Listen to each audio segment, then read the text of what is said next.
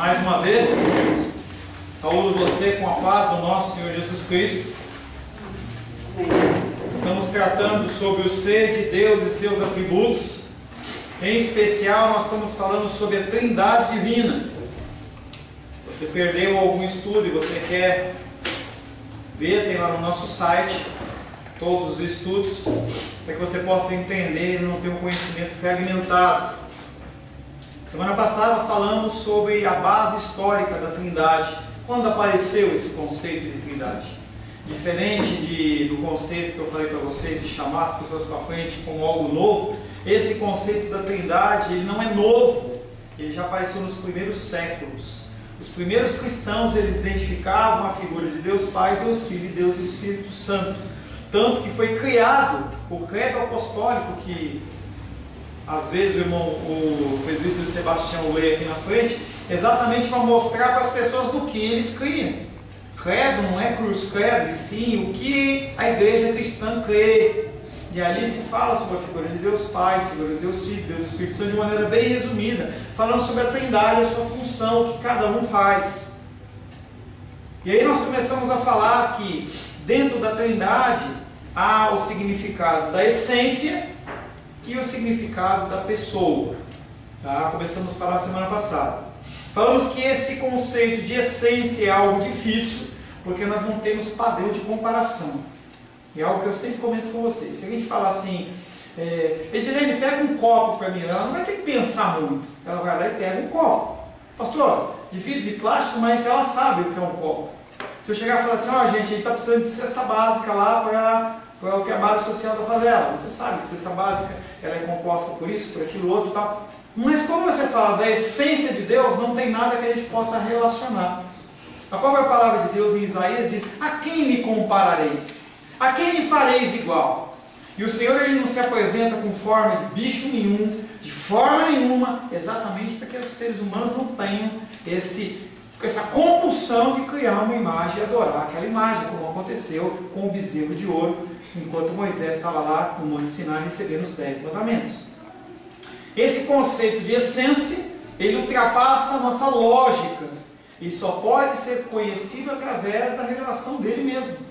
Então, muitos desejos que nós temos de conhecer mais de Deus, eles são atravancados, parados, porque Deus ele não se revelou aqui. Muitas pessoas... Deixa. Me esqueci, desculpa.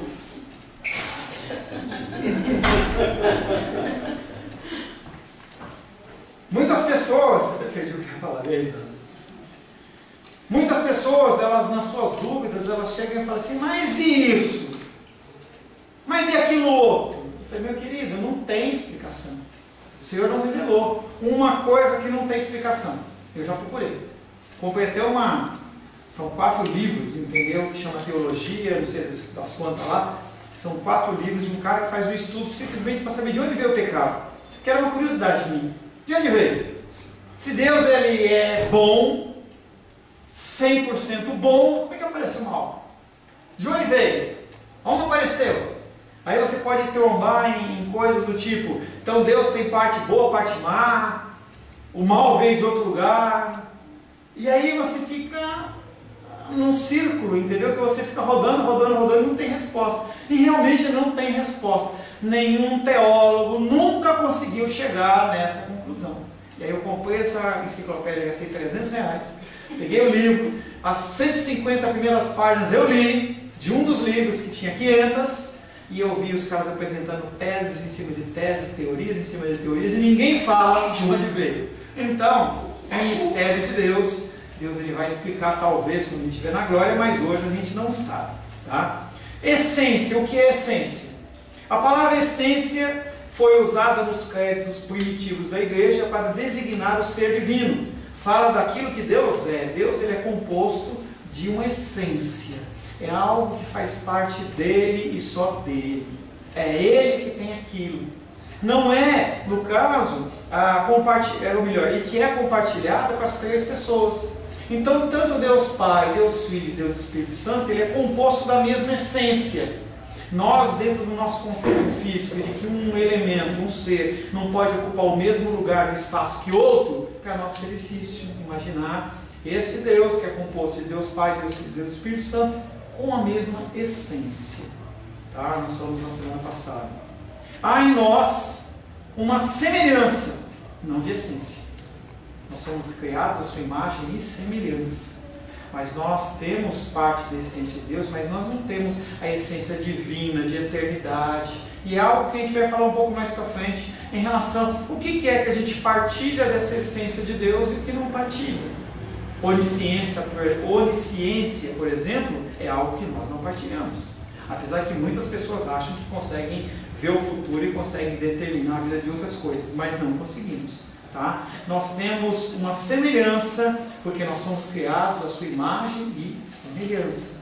No início do Gênesis, ele olha, ele junto com Deus Pai, Deus Filho e Espírito Santo, vamos criar o homem à nossa imagem, semelhança, foram feitos à semelhança dele. Tá?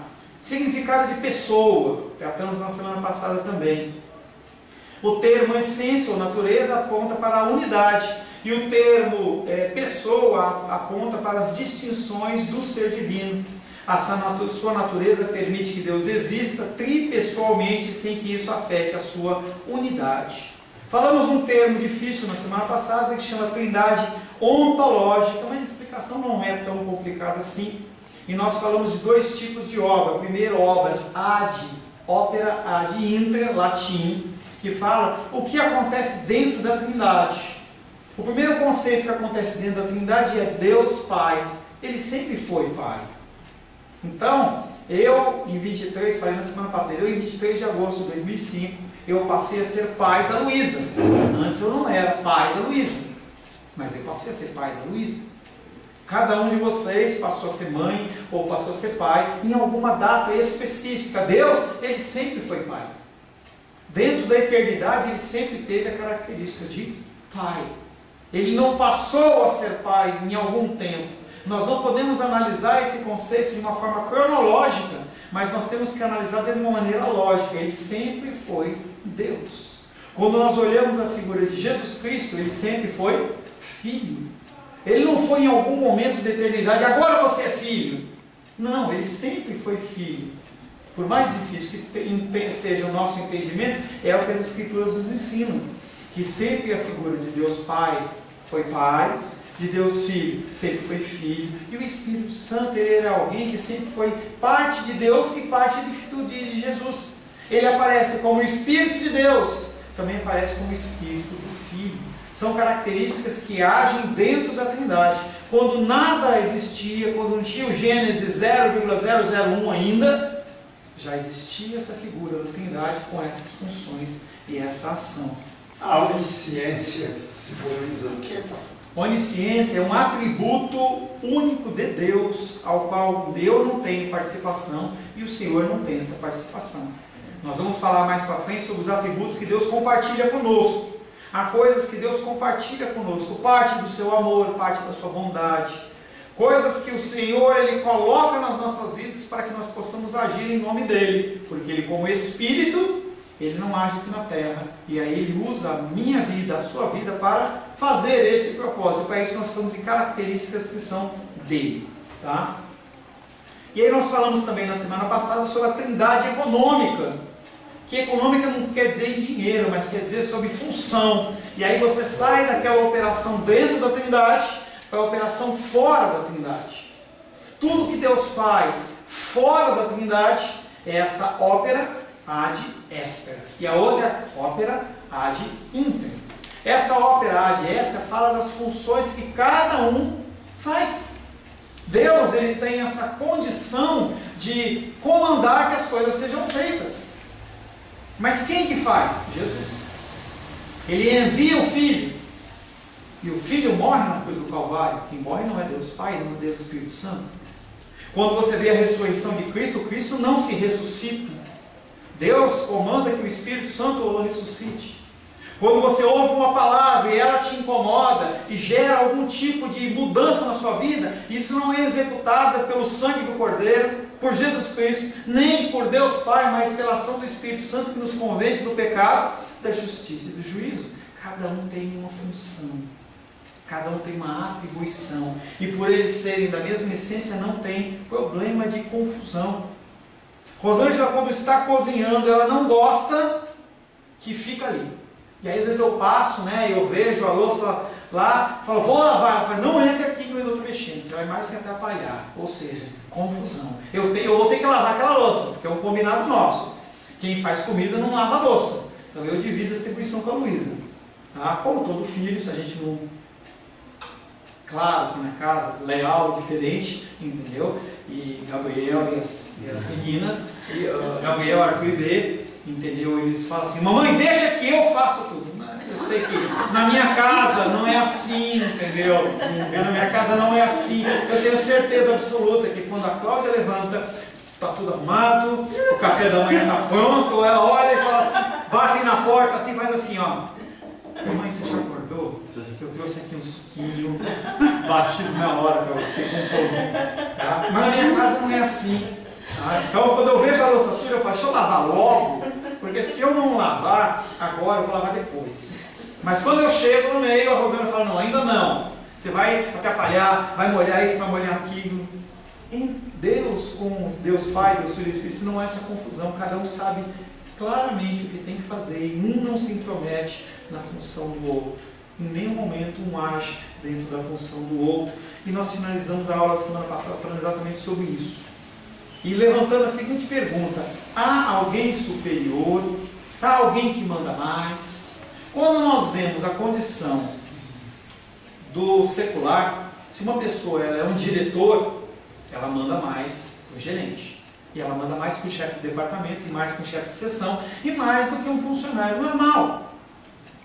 Algo que nós muitas vezes puxamos para onde? Para a igreja. Fica parecendo que eu sou melhor que você, que eu sei mais que você, que a minha oração é mais forte. Mas não existe isso. Eu entendo que nós, como seres humanos, às vezes precisamos nos apoiar em alguma coisa, mas não é certo. O contexto do padrão bíblico é de Deus Pai, Deus Filho e Deus Espírito Santo, cada um fazendo uma função, e eles se submetem em função e não em essência. E aí o conceito de essência, ele vem trazido à tona para mostrar que eles são iguais. Na igreja, mesma coisa. Na casa, mesma coisa. Cada um tem a sua função.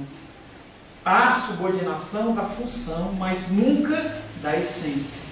O Deus triuno trabalha em forma que cada uma das pessoas faz uma obra, e nelas o Filho e o Espírito estão numa função de subordinação, para que os decretos de Deus sejam cumpridos, mas Deus não manda mais. É aquele exemplo que eu sempre dou, alguns já viram, que é um triângulo, que ele não é em pé, mas ele é um triângulo deitado, em que cada um tem a sua função, mas ninguém manda mais. Esse conceito do organograma em pé assim, ele pode até funcionar nas empresas, funcionar nas Forças Armadas, mas no espiritual não funciona. Tá? Uma pessoa que é um pastor, ele não tem mais capacitação espiritual do que uma irmãzinha, do que um irmãozinho, não existe isso. O que demanda é o seu relacionamento com Deus e quanto você se dedica nesse esforço de conhecer a Deus. Só isso. Entenda que às vezes um líder eclesiástico ou uma função eclesiástica te dá uma capacitação maior pela própria Deus. Então, por exemplo, a Melissa está lá ajudando lá com as crianças. Então Deus ele traz uma capacitação sobre ela para que ela possa exercer esse ministério com maestria, para que seja excelência para o Senhor. Tá? Beleza, tá? Mas não quer dizer que ela é melhor do que a Edilene que está auxiliando. Não há. Não há essa comparação. Não há o entendimento de que porque eu trago a palavra domingo à noite, eu sou melhor do que o Sebastião que faz a abertura do culto. Não. Porque às vezes uma ministração dele de 2 minutos vai falar muito mais para as pessoas do que eu falando 1 hora. Não é por muito falar, não é por muito agir, mas é você agir da maneira correta. Deus Filho e Deus Espírito estão numa função de subordinação para que os decretos de Deus sejam cumpridos. É característica do Pai estar em função de comando e de direção, que o próprio termo lhe confere. O que é essa subordinação de função? Subordinação do Filho ao Pai. A subordinação se evidencia no fato de o Filho ter sido enviado pelo Pai e não o Pai ter sido enviado pelo Filho. Se isto é assim, então o Filho estaria sob a autoridade funcional do Pai. Não somente o Filho é enviado pelo Pai, mas ele obedece à vontade do Pai. De N, João 4,34. Claudinha, João 14,31.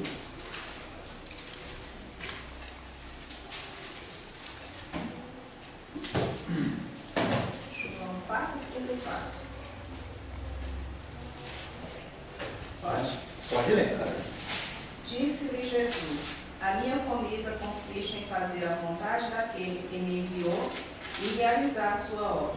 A grande dificuldade de, por exemplo, o testemunho de Jeová é ler um texto desse e não conseguir entender que Deus Pai não manda, não é maior, mais poderoso que Deus Filho, porque ele vem e fala: a minha comida consiste em fazer a vontade daquele que me enviou e realizar a sua obra. Como eu sou submisso, eu mando menos. Cláudia, por gentileza, 14,31. Mas é para que o mundo saiba que eu amo o Pai e faço como o Pai me ordenou. Levantai-vos, vamos daqui. O problema do ser humano maior é que ele quer atribuir coisas humanas a coisas divinas, ou a coisas divinas, reações e emoções humanas. Algo que a gente já trabalhou isso. Ciúme de Deus não é o meu ciúme, o amor de Deus não é o meu amor. As condições que Deus ele age são pautadas na sua santidade, e a minha no meu pecado. Então, quando Deus ele vem e fala sobre essa ordenança e a submissão de Deus, não está falando que ele é menor, e sim que ele está executando o desígnio ao qual ele foi preparado. Essa função não poderia ser revertida, pois é próprio do Pai ser obedecido. Cabe ao Filho a função de estar submisso ao Pai. Do contrário, o Pai deixaria de ser Pai e o Filho de ser Filho. Ele fala as palavras do Pai. Sebastião, João 14,24.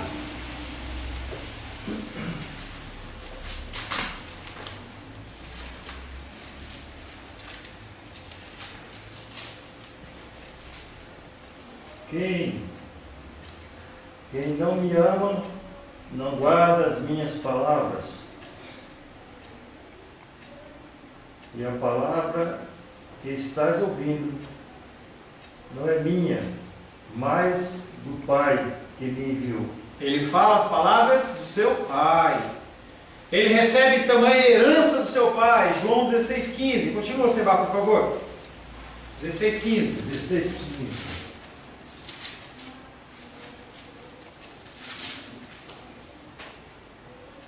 Tudo quanto o Pai tem é meu.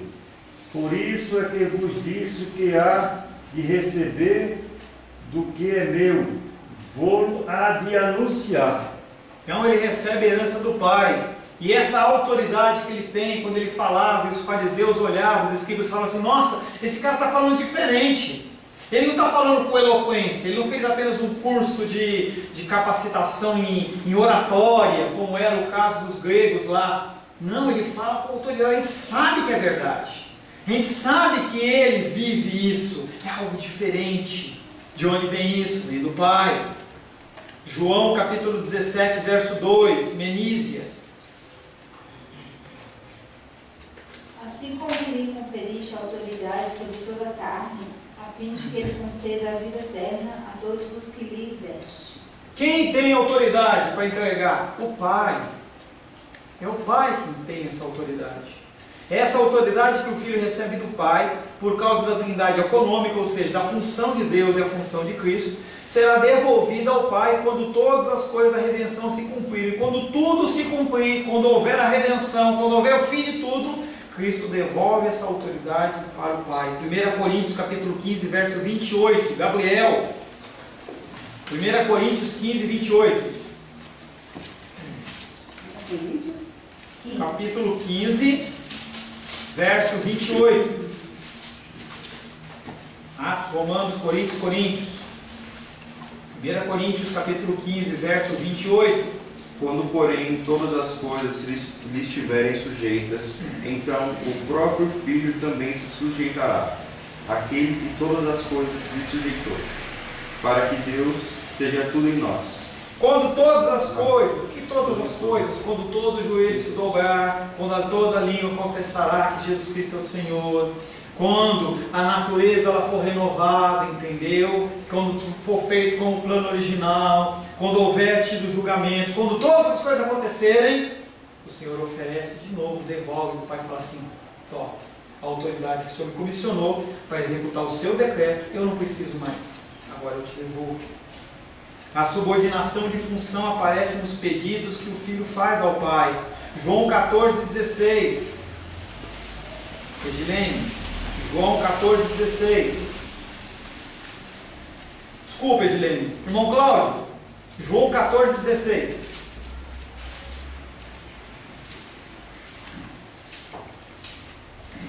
De outra maneira, se tu bem disseres. Não. 14, 16. João 14, verso 16. Ah, é Coríntios, não. É Coríntios. Evangelho de João, capítulo 14, verso 16.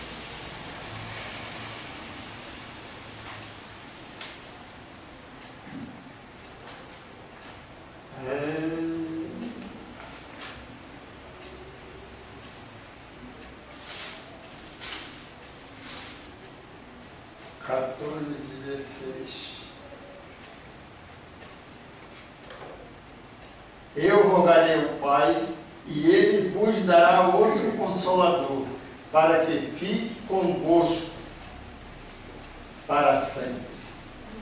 Você vê que ele usa uma palavra forte, eu rogarei, eu implorarei. Ele pede para que Deus envie o Consolador.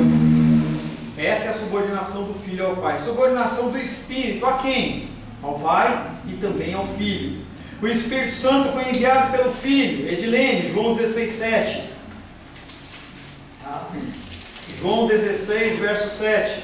Mas eu vos digo a verdade, convém-vos que eu vá, porque se eu não for, o Consolador não virá para vós outros. Se, porém, eu for, eu vou-lo enviarei. Então, o Espírito Santo, na vinda dele para a terra, ele é subordinado ao envio do Filho. Continua, Edilene. João 14, 26. Como é que é, pastor? Ele é enviado? O envio do Espírito Santo das regiões celestiais, lá do terceiro céu, para vir para a terra, é um envio do Filho. O Filho envia, ele vai, quando ele retorna à ressurreição e ascensão, o que ele faz? Ele envia o Espírito Santo para a terra. Tanto que o Pentecoste ele ocorre depois do quê? Da morte, ressurreição e ascensão de Cristo novamente aos céus. Tá? Mas não é só pelo Filho. João 14, 26. Mas o Consolador, o Espírito Santo, a quem o Pai enviará em Opa! Viu? Pode falar. Esse vos ensinará todas as coisas e vos fará lembrar de tudo que vos tenho dito. E esse versículo é interessante, que além de ele falar do envio do Consolador pela figura de Deus no anterior e nesse pela figura de Deus Pai, não há confusão, hein? Normalmente quando a gente fala assim, não é bom ter dois chefes, né? Mas no caso da Trindade Divina não há problema. Além disso, o versículo, além dessa informação, ele vem trazendo uma ou duas informações de qual é a função do Espírito Santo. Primeiro, ensinar todas as coisas. Primeiro, o ensino vem da parte do Espírito Santo. Segundo, a lembrança de tudo que eu vos tenho dito. Que é um versículo que puxa lá na frente, quando você for falar numa sinagoga ou perante autoridades e alguém quiser te questionar, dizer, será que eu consigo falar? A palavra de Deus fala, o Espírito vai trazer a sua memória. Ele te ensina e ele traz a sua memória. Tá? Nesse caso, o Espírito está subordinado, no caso do envio, ao Pai e ao Filho, de quem procede. Não somente o Espírito foi enviado pelo Pai e pelo Filho, mas ele faz somente aquilo que o Filho tem designado. João 16, continue de ler, 16, versos 13 e 14. Evangelho de João, capítulo 16, versos 13 e 14. Quando vier, porém, o Espírito da verdade, ele vos guiará a toda a verdade, porque não falará por si mesmo, mas dirá tudo o que tiver ouvido e vos anunciará as coisas que hão de vir. Ele me glorificará, porque há de receber o que é meu e vou-lo há de anunciar. Ele anuncia, ele glorifica o Filho, funções dele. Essas funções mostram uma subordinação do Espírito com relação ao Pai e ao Filho, mas deve ser claramente entendido que é uma subordinação de função. Interessante que você vê a glória de Deus através de Cristo, você vê a glória de Jesus através do Espírito, mas você não vê ninguém vindo para glorificar o Espírito. Mas, em contrapartida, se você pecar contra o Pai e contra o Filho, há perdão. Mas se você pecar contra o Espírito, na blasfêmia contra o Espírito Santo, que é algo meio nebuloso do que é essa blasfêmia, entendeu? Você não tem perdão. Então, apesar de os a serem glorificados sejam Deus Pai e Deus Filho, a imputação do perdão sobre a blasfêmia contra o Espírito Santo não é perdoada. Muito forte. Pastor, só tira uma dúvida, eu não quero causar nenhuma confusão assim, só para entender melhor. Se eu souber. Eu só gostaria de saber, porque nós estamos lendo muito aqui no Novo Testamento, né? Uhum. Como que é essa ação do Espírito Santo no Antigo, então? Porque se ele só veio no Novo Testamento... Nossa, não, ele não veio só. Ele veio de uma forma definitiva só. Tá? Quando você olha no Antigo Testamento, nós já olhamos nos estudos anteriores, lá para trás, tá? Mas de uma forma geral, para a gente não parar, tá? De uma forma geral, você vê... Só para entender de uma forma assim, no Antigo Testamento você vê, nós já vimos essa condição de Jesus Cristo agindo, não é Deus que vem na terra para agir. Nós vimos o conceito da sarça ardente, semana passada, na retrasada, que ali é o anjo do Senhor, é a figura de Cristo. Nós vimos uma série de passagens, nós passamos 1 hora lendo passagens, aí só voltar atrás você vai ver. Então, tem a ação de Cristo. Quando não é a ação de Cristo, é a ação do Espírito. Basicamente é isso. Por exemplo, a ação... Então existe a ação de anjos e a ação de... A ação do anjo do Senhor, que é a figura de Cristo, tá? Anjos ocorrem, entendeu? Mas em grau menor no Antigo Testamento, mas esses anjos eles ocorrem, por exemplo, em Sodoma e Gomorra. E aí nós identificamos naqueles 3 seres que descem. 2 vão para a destruição, 1 fica, e ele é identificado como anjo do Senhor, o Senhor e a figura de Cristo. Tá? Então, quando você lê o Antigo Testamento e você vê ações como essa, você identifica normalmente como a figura de Cristo.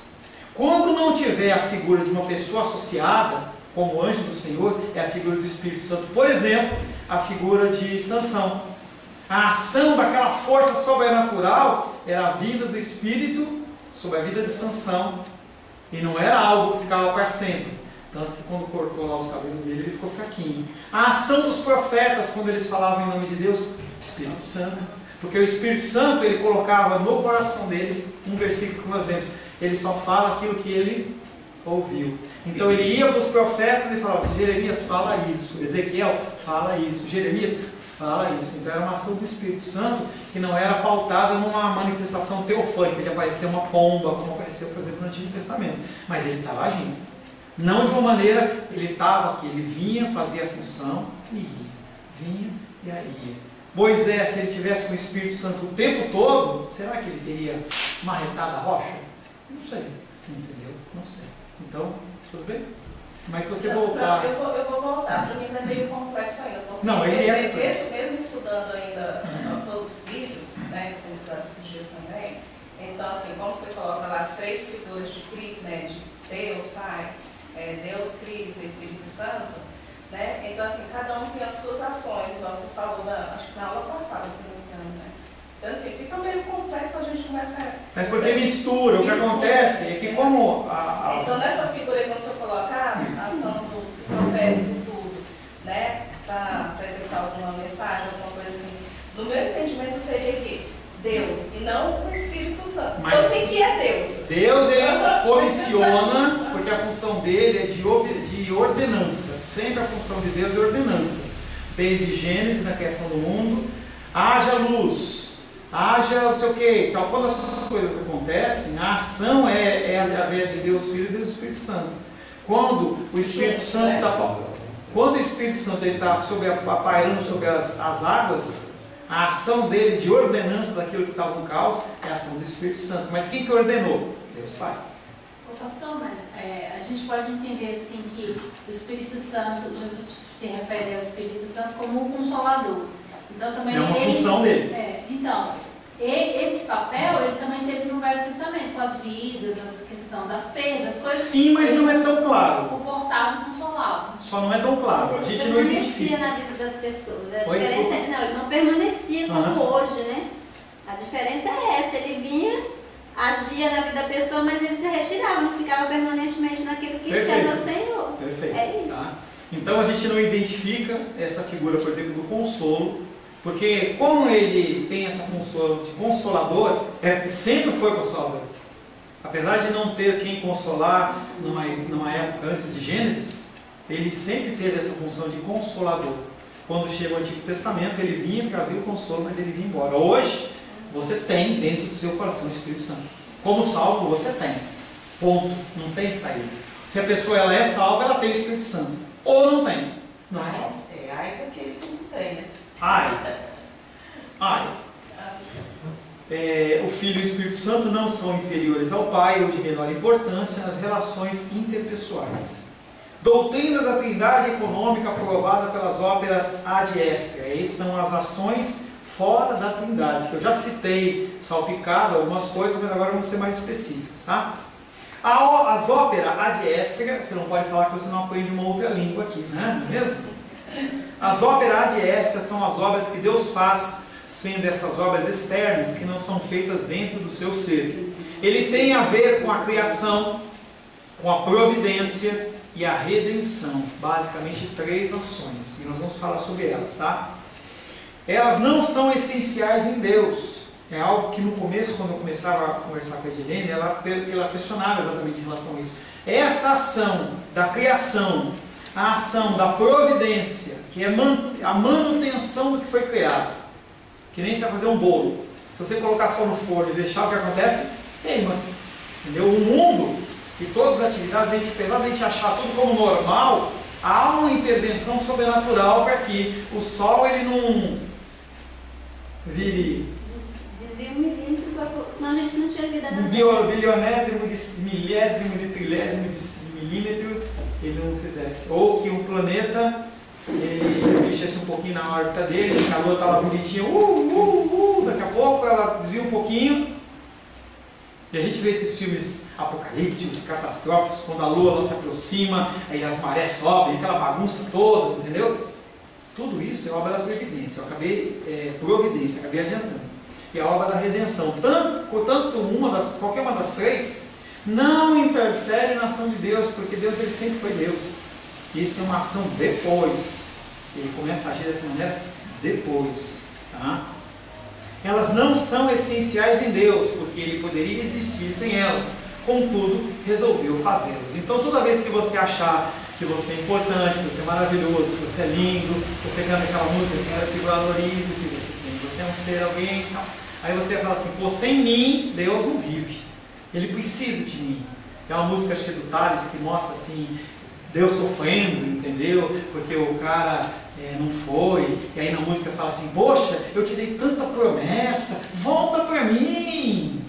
Só Deus sofrendo, entendeu? Isso não é bíblico, tá? O ser humano ele tem importância, sim. Uma alma vale mais do que o mundo, mas a minha existência ou não minha existência não faz diferença nenhuma para Deus no sentido dele como ópera ad intra. Não muda, ele continua sendo Deus. Se um de nós perder um ente querido, a gente vai chorar, vai sofrer, tal. Mas para Deus não muda a característica dele. Você não vai deixar de ser quem você é. Ele não vai deixar de ser quem ele é. Obra da criação. A criação é uma obra da Trindade. Não foi Deus Pai, ou só Deus Filho, ou só Deus Espírito Santo. A criação é uma obra da Trindade. Mas a primeira pessoa que parece ter mais proeminência, parece que ela aparece mais. Porque sempre se cita a figura de Deus. E como a nossa Bíblia não diferencia, nós já falamos em capítulos anteriores, a figura de Elohim, para Jeová, para Elohim, Yahvé e outros nomes de Deus, a gente sempre vê Deus, Deus, Deus, Deus, parece que é sempre a mesma coisa, não é? Tem condições em que você lê uma palavra em hebraico em que aquilo traduz um plural e não um singular. Então é algo que se trata no âmbito de Trindade no total. Vejamos de forma sistemática a obra da criação por uma obra trinitária. Primeiro, é dito nas Escrituras que Deus, o Pai, é Criador de todas as coisas. Gênesis 1:1, Benícia.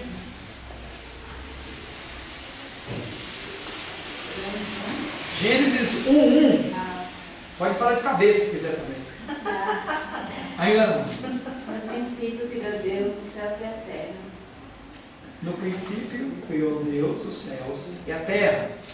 Lenda Salmos 33, versos 6, 7, 8 e 9. Eita! Salmo o quê? Hã? Salmo o quê? Como? 33. Diga 33, quando você vai no médico lá, 33. Nem sei se os médicos fazem mais isso. Eles nem sentem, nem olham mais, nem faz exame mais nada. Ele olha para você. Hã? Os que olham, porque tem os que nem olham. Nem olha, né? Abaixa a cabeça. Salmo 33. 33, versos de 6 a 9. Os céus por sua palavra se fizeram, e pelo sopro de sua boca os exércitos dele. Ele ajunta um montão às águas do mar, e em reservatório encerra as grandes vagas. Tema ao Senhor toda a terra, temam-no todos os habitantes do mundo. Amém. 9. Pois ele falou, e tudo se fez. Ele ordenou, e tudo passou a existir. Está falando de quem? Do Pai. Deus Pai.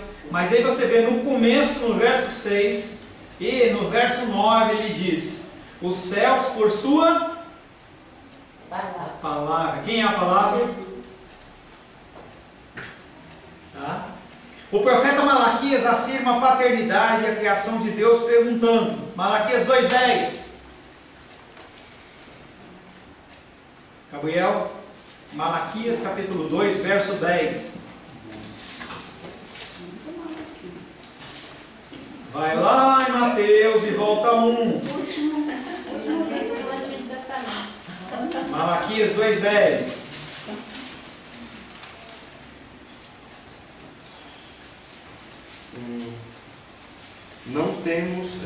Não temos nós todos o mesmo Pai? Não nos criou o mesmo Deus? Por que seremos desleais uns para com os outros, profanando a aliança de nossos pais? E aí você vê que Deus ele se lembra nesse momento da família leal, né? Tem os leais e os desleais. Gostou? Malaquias 2:10. Não temos nós todos o mesmo Pai? Não nos criou o mesmo Deus? Deus o Pai é o Deus Criador. Os livros do Novo Testamento confirmam essa verdade a respeito do Pai. Uma bela oração registrada por Lucas, Atos 4:24, de N. Atos capítulo 4, verso 24.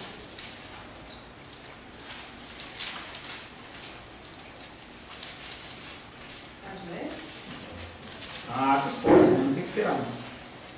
Ouvindo isto, unânimes, levantaram a voz a Deus e disseram: Tu, soberano Senhor, que fizeste o céu, a terra, o mar e tudo o que neles há.